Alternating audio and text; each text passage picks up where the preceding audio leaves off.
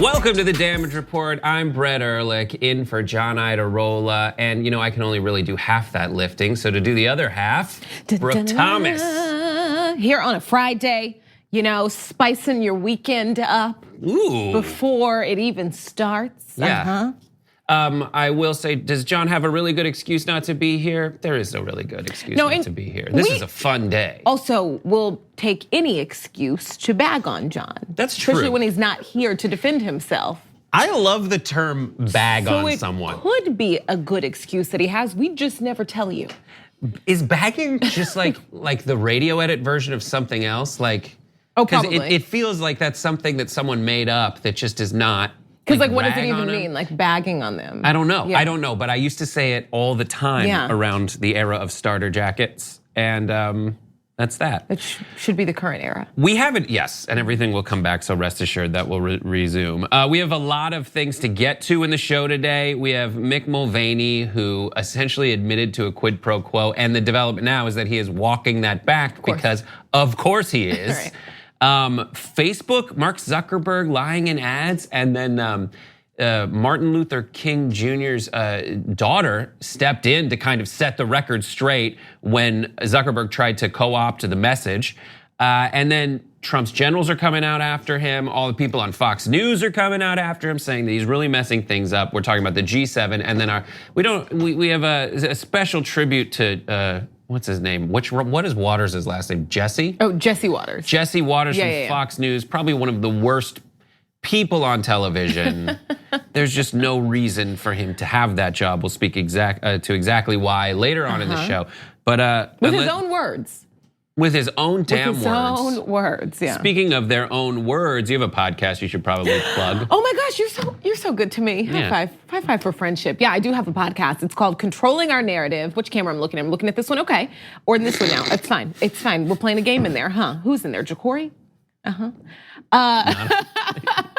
No, it's called Controlling Our Narrative, and I think it's really good. You can find it on Apple, you can find it on Spotify, wherever else you like, Stitcher, whatever else you like.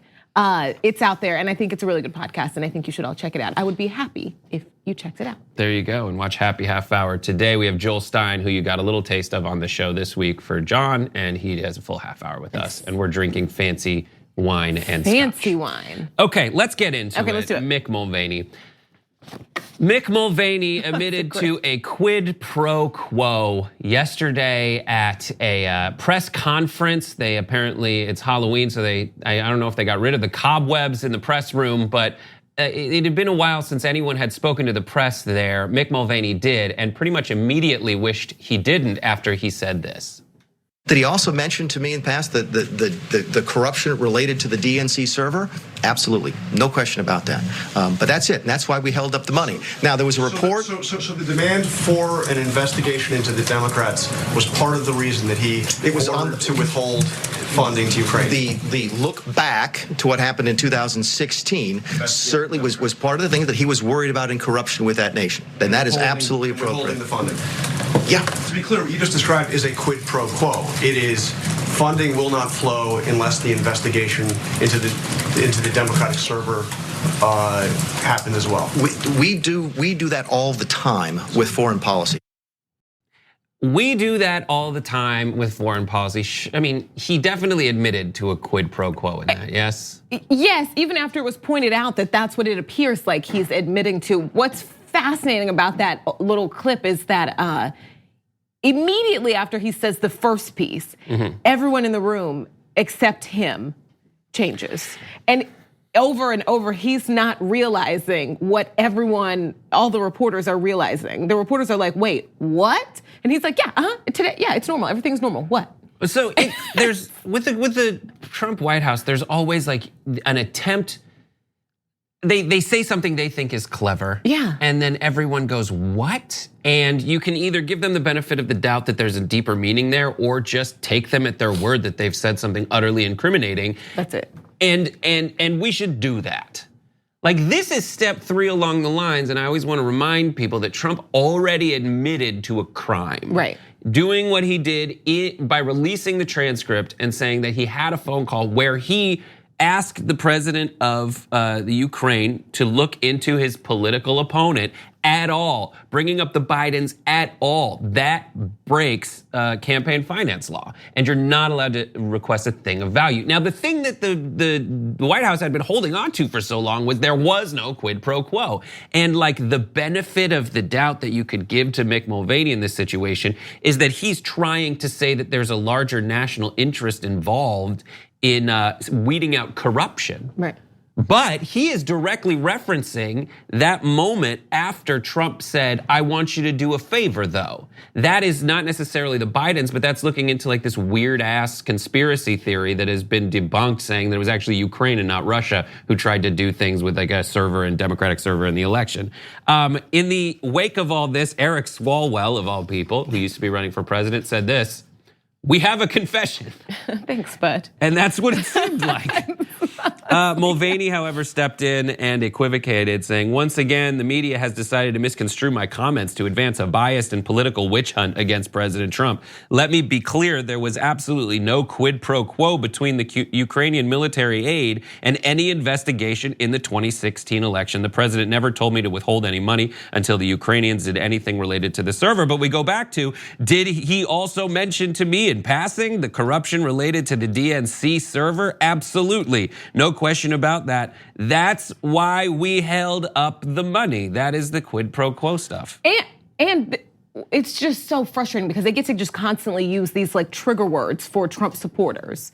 Right. The media is twisting my words. That is not what happened. You said something that clearly you should not have said. Then you were asked to clarify that. And they used the phrase quid pro quo and said, hey, what you just said matches that. You get that, right? And he said, yes, we do it all the time. There's no twisting of words there. Yeah, and that's the thing is the people in Trump world, the competent ones who at least had experience, whether it was corrupt or not, they have all since retired. All that's left are bubbleized yes men who at this point had to finally go out in front of, like outside the bubble and did talk, and Mulvaney thinks he's awesome because now he's the acting chief of staff. Right, he's like floated his way up to the top. And even some of the bumblers are quitting. Rick Perry was like, you know, it is too hot in here. I know. October 7th, he said, I'm not this month, not today, not next month. And literally whatever, like 10 days later, he's like, it's getting hot in here. But it's very frustrating. I do want to go to the final. The final video that we have here from Geraldo stepping in. So you know it's bad when even Geraldo thinks you're being stupid. Take a look. Like Sean Spicer on the size of the inauguration crowd, Nick Mulvaney yesterday saying that politics influences foreign aid. Yes, of course it does. But why in the world do you rub that? It's like salt in the wounds. There's that.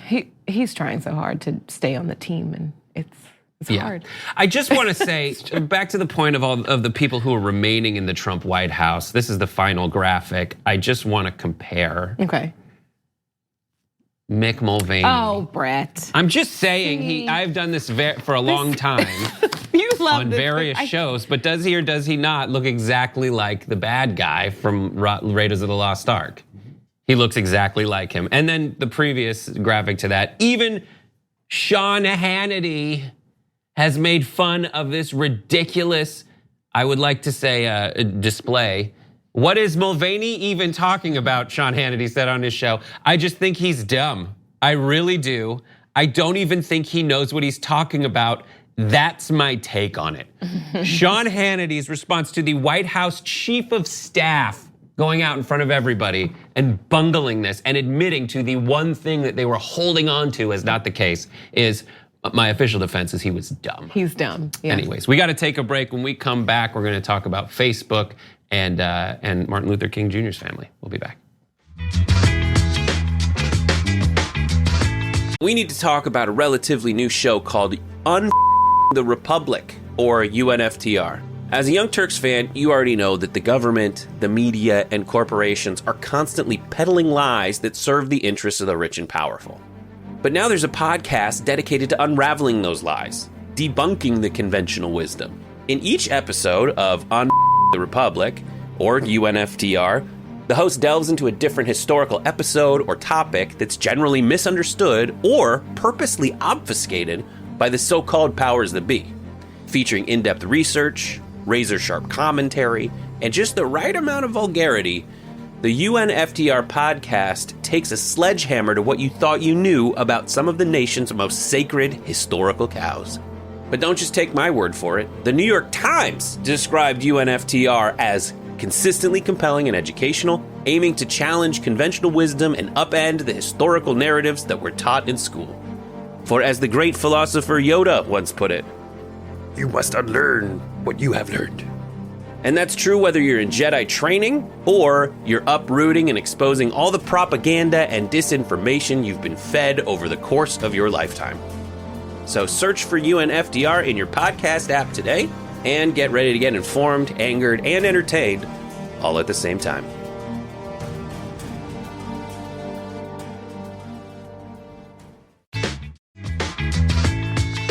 Hey there, welcome back to the Damage Report. So Mark Zuckerberg says, look, deal with it. Trump's lying ads on Facebook, they are not going anywhere. And to really drive his point, he gave a 35-minute speech, a speech he was really proud of putting together. He gave this speech at Georgetown. Let me tell you a little bit about what he said, okay? He said that Facebook had been founded to give people a voice and bring them together, and that critics who had assailed the company for doing so were setting a dangerous example.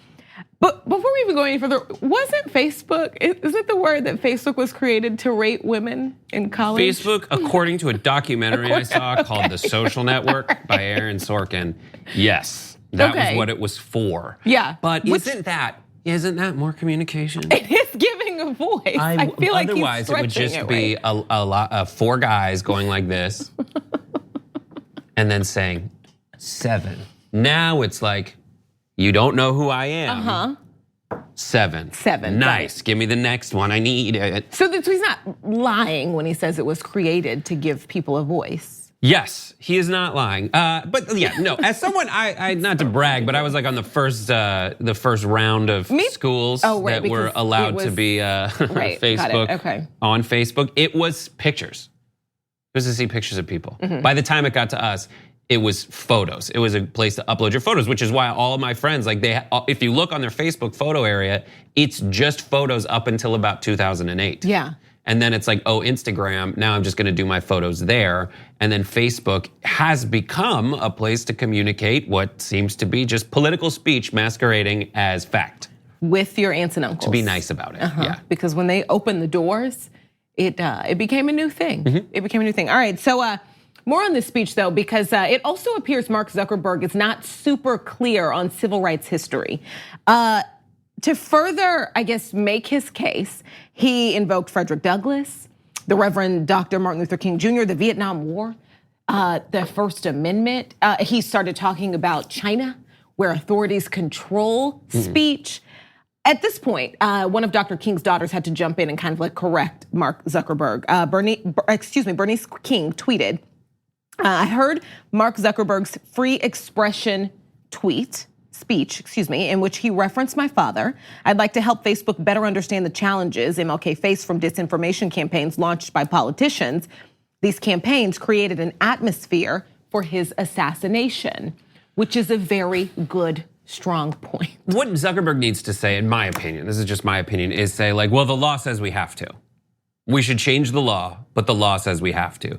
There was it doesn't though. Well, it kind of does. There is a decision, especially about political ads, that says, and here the justification for it is very strange to me, but as far as my understanding of it goes, it says, listen, I know that lying in ads is bad, but the way the process of speech and lawsuits unfold, you have to sue people once it happens, and then it gets determined. Because if we say that we're just gonna take it down, everything's a lie, without clearly defining what a lie is and following that, then we run the risk of dampening people's speech in the future. We don't want to, we could punish people who might not be lying in the future, but might be victimized. But that's 3 or 4 steps down the road. And here's the thing about Facebook, is it hinges on how people who use it perceive it. Because as you said, aunts and uncles, if some people think that everything they read on Facebook, because that's where the news is now, is just as true as where they used to get the news before Facebook. Absolutely, and there are a lot of weird sites on Facebook that aren't even real sites, they're all the Onion, but the joke is on you. But that's it. And so, and it's similar, and similarly, like Facebook is one of the only games in town. Yeah. And there is an argument to break them up. And he says that that'll make it even harder for us. To my understanding of it, he says that'll make it harder for us to really get to the root of corruption and find out who's hacking things and trying to influence an election. But here, you're letting people patently lie on your platform. And he doesn't have to. That's what's so frustrating. The same federal laws that regulate political ads on broadcast television and radio do not apply to, they don't even apply to cable networks, let alone Facebook. He can just simply say, you know what? No. Right. Right. But and it seems like they want, it's just so frustrating. Also, the wording of the policy that they changed it to didn't seem like it held up anyway. There were things in ads that were disproven essentially by, they were more or less disproven by like the facts that the very same mechanisms by which he said things needed to be disproven. But he still left things up there because it's just a way of trying to maintain this legal footing as a platform rather than like essentially a broadcast network that kind of curates what's going to be on its air. Yeah. And this abuse of like bringing up Dr. King in kind of this space, a lot of the rhetoric and a lot of Black voters were incredibly targeted. And I want to say more than any other kind of voting bloc during the last election specifically. And so kind of like invoking Dr. King in defense of the same kind of process that he fought his life to prevent. Yeah. It's gross. And that's one of the things that really frustrates me about like Silicon Valley apologies and statements like this, because that's been the pattern of Facebook over time. Like when they put out the feed, Zuckerberg came out and was like, I need to clarify through a very curated, like very meticulously worded, essentially mass email at the time is what it felt like, saying this is what the feed is, don't worry about it. This information you've already put out there, let me fix it. Also, real quick, hey, I sold your social security number. All right, so.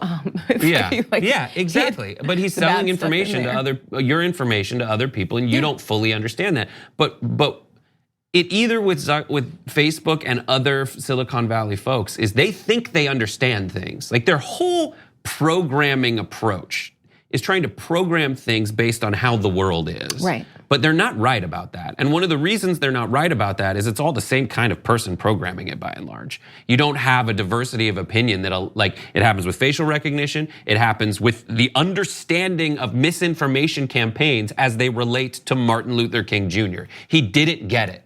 And now he needs to come out and what will probably be another very like unfortunately dissatisfying apology, say something like, we didn't understand that aspect of it and you're right, I was wrong.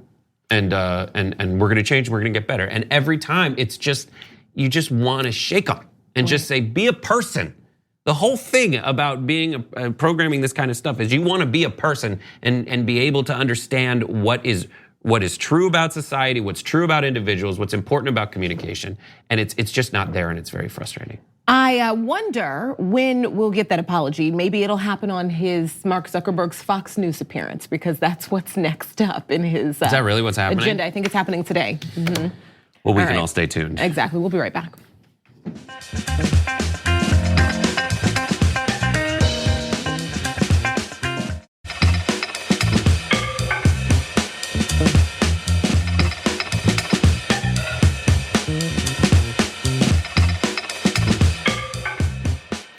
Two military figures have come out against Donald Trump recently. And the first one we're gonna show you is Mattis, Mad-Doggin Trump. I'll set it up a little bit. Yesterday, you might have heard of that meeting between Nancy Pelosi, Donald Trump, and a bunch of other people where the so-called meltdown happened. Here's what Sam Stein from Daily Beast and MSNBC said. Democratic source on White House meeting. POTUS cut Schumer off and said that General Mattis was, quote, the world's most overrated general. You know why? He wasn't tough enough. I captured ISIS. Mattis said it would take 2 years. I captured them in 1 month. And we do remember Trump on the front of that. I think he was on a white horse. He went into the field of battle. So Mattis was at the 74th annual Alfred E. Smith Memorial Foundation dinner in New York, where they do a little bit of roasting and wear white ties. Take a look at how that went down. I do stand before you, as was noted here, really having achieved greatness. I mean, I'm not just an overrated general. I am the greatest, the world's most overrated. I'm honored to be considered that by Donald Trump because he also called Meryl Streep an overrated actress. So I guess I'm the Meryl Streep of generals. And frankly, that sounds pretty good to me. And you do have to admit that between me and Meryl, at least we've had some victories. And some of you were kind during the reception and asked me, if this bothered me to have been rated this way based on what Donald Trump said. I said, of course not. I'd earned my spurs on the battlefield, Martin, as you pointed out, and Donald Trump earned his spurs in a letter from a doctor. Well, there you have it. We'll glaze past the part where he's like, I've had some victories where I killed a lot of innocent people. Anyways, so they got back at him. What do you think about that? Like, you agreed to work with him. Right. When it was very clear that things weren't okay. Yeah.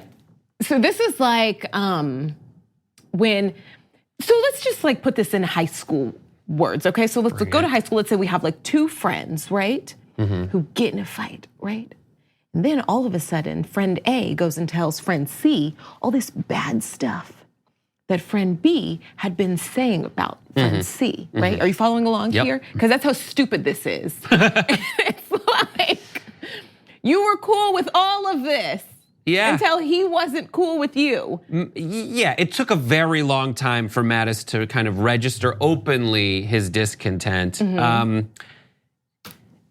I have a thing about the Al Smith dinner, which is so weird. It's one of those examples. It's kind of like the the White House press correspondence dinner, where it's like, let's really stick it to them. Forget all this, behind the closed doors, glad handing and dirty Washington stuff. Let's all put it behind us at this super exclusive invite only white tie dinner. Right. I would like to point out the man behind Mattis who is speaking. There's a point at which his mouth opens and it's very, very disturbing. I did like when this guy did try to get me to go to Six Flags those years ago. Oh, Brett, honestly. I'm sorry, that's really mean. But it's an amazing moment. It's an amazing moment because this is what I find myself doing a lot in Trump world. Right. Is people that I don't agree with, at least now, finally, I agree with that aspect of what they're doing. Calling out Donald Trump on his BS, not because of what it has to do with my opinion, but how it affects those who I think are on Trump's side and value two things. One, Trump, and two, this sanctity of strong military figures. And if strong military figures come out against him, then that might do some work in separating Trump from parts of his base, at least a little, maybe disillusion them and have them back down a little bit. Honestly, I like your hope. Right, that's all it is. But I don't think there's any logic, because the biggest thing that is like so important to this base, before we get to any of that, right, is like family values, and they support this guy. Absolutely, but for them, and then my response to that is, well, at least that guy doesn't advocate for the killing of babies. That's right.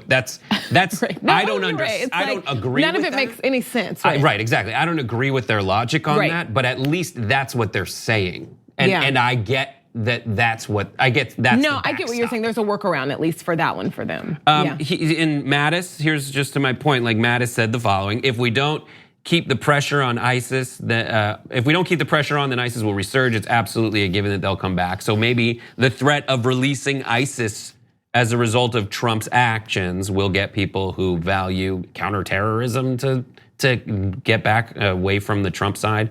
But then he did invoke President Lincoln. He, in paraphrasing Lincoln's speech, said, Lincoln went on, this is all Mattis, it was not the foreign aggressor we must fear, it was corrosion from within, the rot, the viciousness, the lassitude, which means like laziness and giving up your, not staying vigilant about protecting your values. The ignorant, anarchy is one potential consequence of all this. Another is the rise of an ambitious leader unfettered by conscience or precedent or decency who would make themselves supreme. I mean, come on, that's pretty much right against Trump. His bud. His bud. I mean, his bud for a while. For a while, or at least, right. Who knows? Is someone that he normalized by working alongside for a while trying to value these things, which I believe Mattis believes in, such as conscience or precedent or decency, but at least precedent. And we don't want Mattis and his behavior normalized, and it's like this is what we have to run with right now. Right, Mad Dog Mattis. Right. And then William H. McRaven, Admiral, who oversaw special forces during the Bin Laden raid, did an opinion piece in the New York Times saying our republic is under attack from the president. If President Trump doesn't demonstrate the leadership that America needs, then it's time for a new president in the Oval Office. So that's another person high ranking in the military that came out against him. Right. There is more information. We don't have a lot of time for it, but I want to keep you updated about the ceasefire, the so-called ceasefire from Pompeo and Pence. So let's talk about that right now.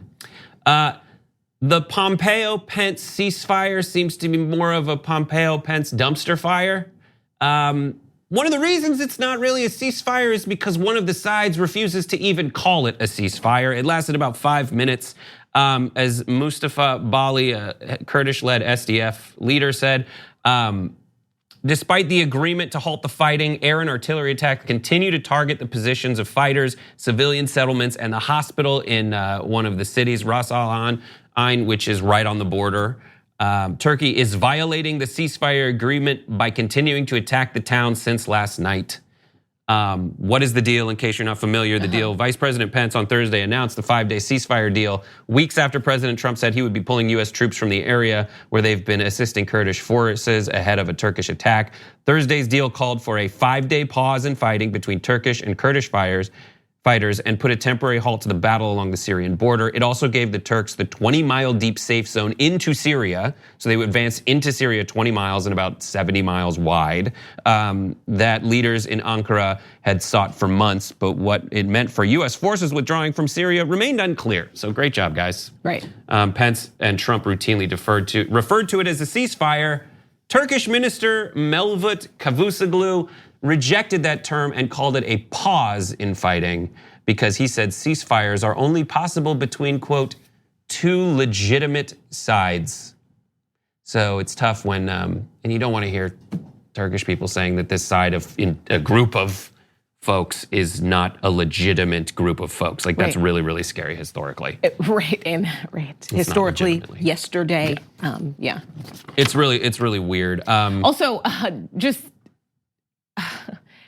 how often I think Trump is willing to kind of mosey up to really horrible leaders, kind of like pal up with them, and then they don't care about him. That's what it is. That is so fascinating that this is the 4th time in a month and a half that this has happened. He gets baited. And embarrassed so often.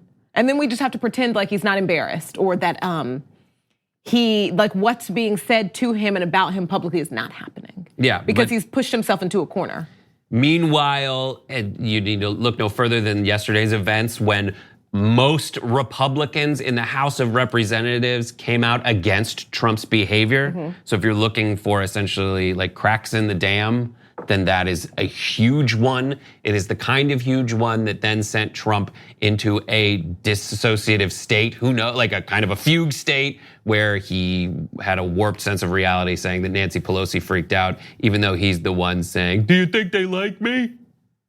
That was one of his tweets. Do you think they like me? And House Republicans speaking out, like this is an advancement. Like step 1 would be like Jeff Flake's tweets, right? Yeah. Step 2 is what we had yesterday. We're still not at 10. We need to get it to 10.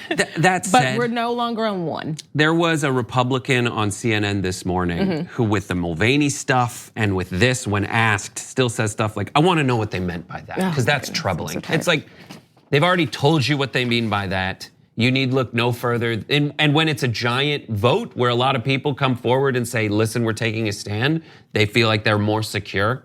Maybe that's just one more step. Maybe that's all they're comfortable doing and they won't do more. But it's on people like us to get the word out that this is not okay. This is not okay in any reasonable way. Anyways, we have to go. We'll be right back in a few minutes. We're talking about the G7.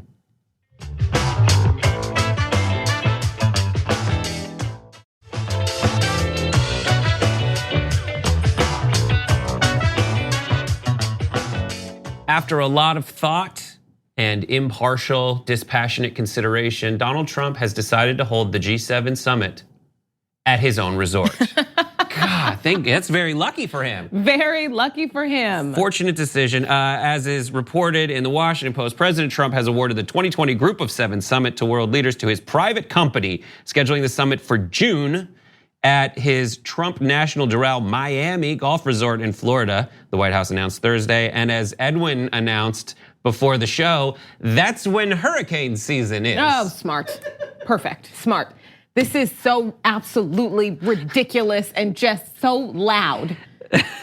You know what I mean? It is so loud. It's so on the nose. There's no hiding anything. Like, this is just such high levels of not giving a you know what. Yes. Like, it is fascinating. You might ask yourself, has this ever happened before? There have been rich presidents. We had a Roosevelt. I guess, there was we've had rich presidents in the past. That decision is without precedent in American history. The president used his public office to direct a huge contract to himself. That has never happened before. And I want to take just a real small moment. Take it. To point this out. Okay. The people on the other side say that, listen, all these politicians out there are corrupt. Trump is different from all of them. They've all been corrupt. Okay, so let's take your premise that all those previous politicians are corrupt. And I say many of them have been. And if not all of them do corrupt things. This is more corrupt than that. So this is worse. I talked to a friend of mine who's like, well, at least he's getting caught with all of this. What? He supports Trump. He's like, oh, people at least know about it. He's so stupid he gets caught. But he's also so stupid that all that corruption you said was happening in previous administrations is still happening, probably more, because there's no one at the top saying, hey, keep it down a bit. Also, what does getting caught mean when nothing happens to you? Right, caught but no consequences. Right. It's so ridiculous. Interesting point as to why he would choose it. A, it brings money to him, but as has been pointed out in multiple media outlets, Doral has been in sharp decline in recent years. According to the Trump Organization's own records, its net operating income fell 69%, nice, from 2015 to 2017. Trump Organization representative testified last year that the reason was Trump's damaged brand. So that's as reported in the Washington Post as well. He has done damage to himself. That is, if you're a capitalist, the market penalizing you as public opinion shifts. Right. That is a free market influence. What your decisions were, the way your product has changed in terms of public perception, you're suffering the consequences for it. Trump stepped in and himself decided to give himself a giant government contract. Right. It's nuts. It is beyond, and he doesn't care. Yeah. Because this was the whole point. I'm gonna sneeze. Do it. No, I was trying to. Here first. No, do it. It's fine. No. So I know, it's fine. But that's so awkward. I thought it was gonna happen in the middle of me speaking. Sorry, I hated it. I love Friday shows. They're I know, my favorite. it's so weird. No, this is absolutely ridiculous. And of course, Trump's resort in Miami is on the decline. Not only is it because his name is on it, but if it's not nice. Like, Miami has other options. Oh, yeah, for it is people who not want to nice. spend a lot of money at a hotel, they don't want to go there. Right. You think that Doral is the only large resort in Miami? Go on orbit. Right. It's so stupid. This came up in the train wreck that was the Mulvaney press conference yesterday, and they asked if this was at all bad, if there was anything negative that might come. And literally, here is the response from Mick Mulvaney. That was what he said. And that was the end of the conversation. Yeah. Was no. I guess there was a little more. If you want to see our paper on how we did this, the answer is absolutely not. So they're like, can you show your work and tell us what evaluations you did of other resorts in the area? Right, what makes this okay? Please help us because this doesn't look good. And also that's so important that most presidents wouldn't do this simply because it doesn't look like a good idea. Even if you could show your work and make it make sense, it looks so bad and it's just not worth it. Yeah. He doesn't care because this is the whole point. This is the point of him being there. This is the whole point. So he doesn't care how it looks. He doesn't care that it actually is a bad idea. It's just that, listen, this is gonna help my hotel. Period. That's the whole point. And I was gonna be down the street anyway. I was gonna take the day off that day, so. One of the things I like to do is find Fox News contributors who have not just taken the pill and said exactly what the president has mandated that they say. That's hard. And one of those lately has been Andrew Napolitano, Judge Andrew Napolitano, and I have it on good authority that his first name is not Judge. He actually was a judge, at least some, but like someone who has in the past sided with Trump in his BS. Here's what he said recently on Fox News. They are arguing that this is not a violation of the Emoluments Clause where someone is profiting off of something. I believe Judge Andrew Napolitano has a different notion of that. What do you think?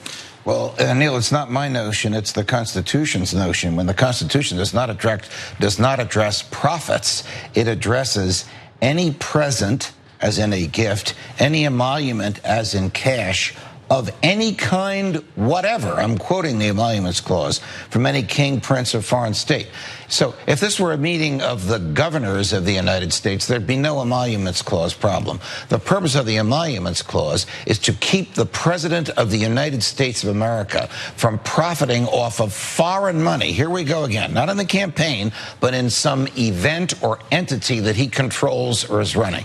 He has bought himself an enormous headache now with the choice of this. This is about as direct and profound a violation of the Emoluments Clause as one could create. So that's three things right now. Campaign finance with Ukraine. He asked for a thing of value. 2, Mick Mulvaney, quid pro quo. That is, I am holding American tax dollars ransom till you investigate my political opponents. Admitted to. And this, the Emoluments Clause laid out by Andrew Napolitano as this is strictly against the Constitution. So if you support Trump in the wake of all this, you don't like the Constitution of the United States of America. I don't know. Even though you swear that's your Bible, like most of his supporters. Yep, it's crazy. Unfortunately, we have to take a break. When we come back, another unfortunate thing. Very. Jesse Waters. Ugh. We'll be right back.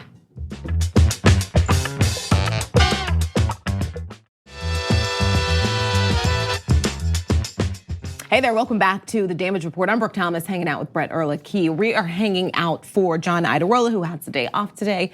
Thanks for joining us. So here's the thing.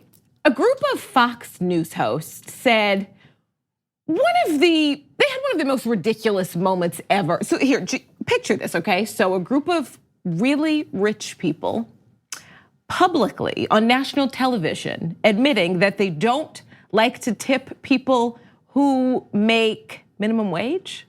Take a look. The thing that really tips me off is the iPad thing that they hold up in your face after they give you coffee and say, like, do you want to tip me 10, 15, or 20%? And just like right in front of them. I hate that. Yeah. I think I'm not afraid rude. to go zero right in their face. Not? Of course, Jesse. Not. Well, I mean, all you're doing is handing me coffee. Then you get a tip for that. It's like, and you're supposed to sign thing. Oh, how much do you want to tip me? And they're looking over your shoulder. I think that's obnoxious. It's too aggressive. Actually, I think that's obnoxious. I think that conversation was obnoxious. Do you know how many cups of coffee worth of compensation they made during that interaction? Right. Like, you guys are you're the rich ones. At least you're the pretend really that you rich tip ones. people. And you're complaining about $1?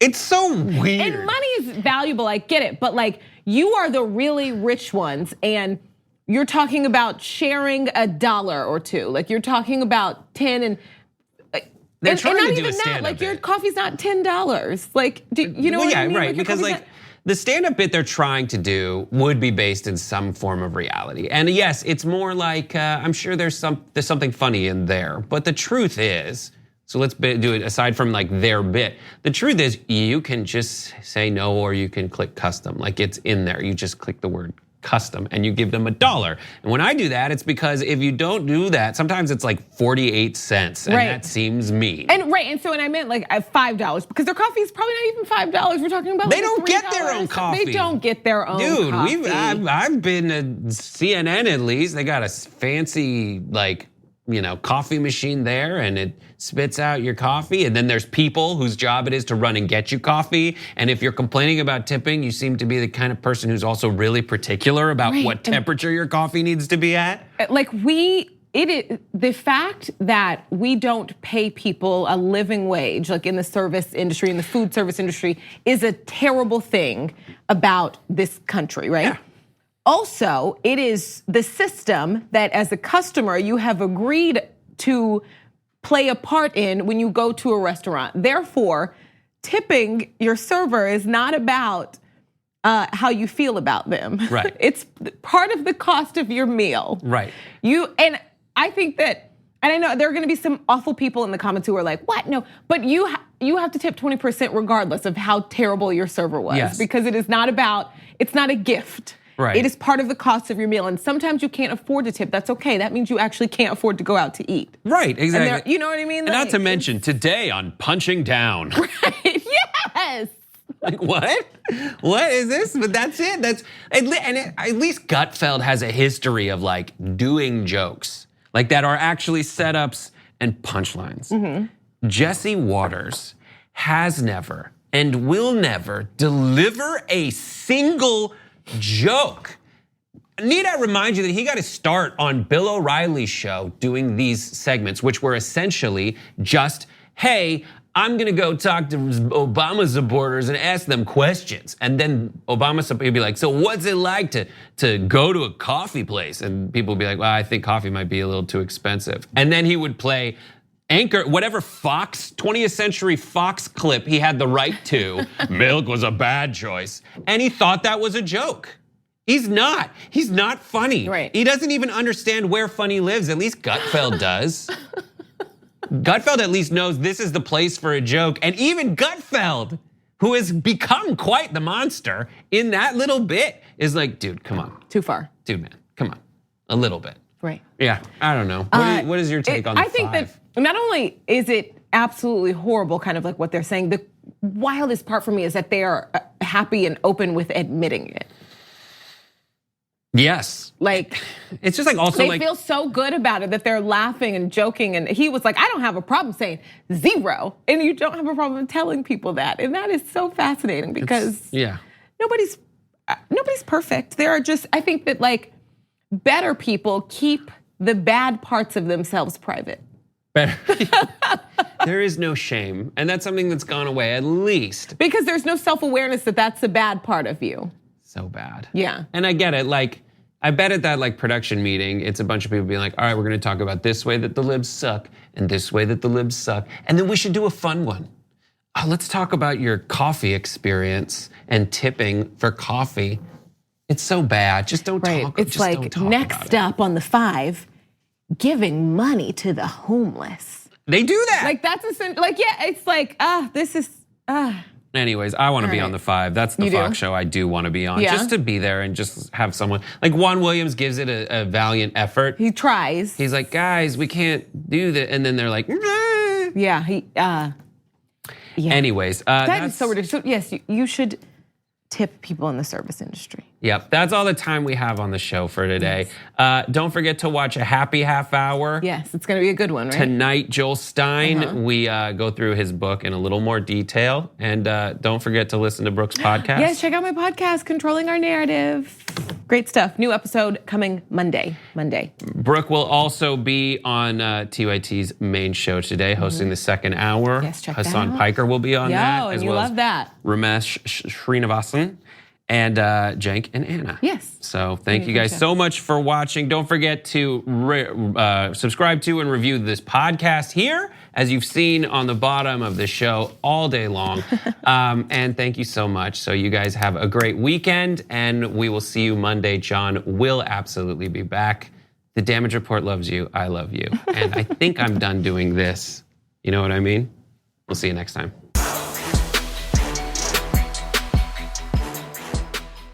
Thanks for listening to the full episode of The Damage Report. Support our work, listen ad-free, access members-only bonus content, and more by subscribing to Apple Podcasts at apple.co/TYT. I'm your host, John Adarola. I'll see you soon.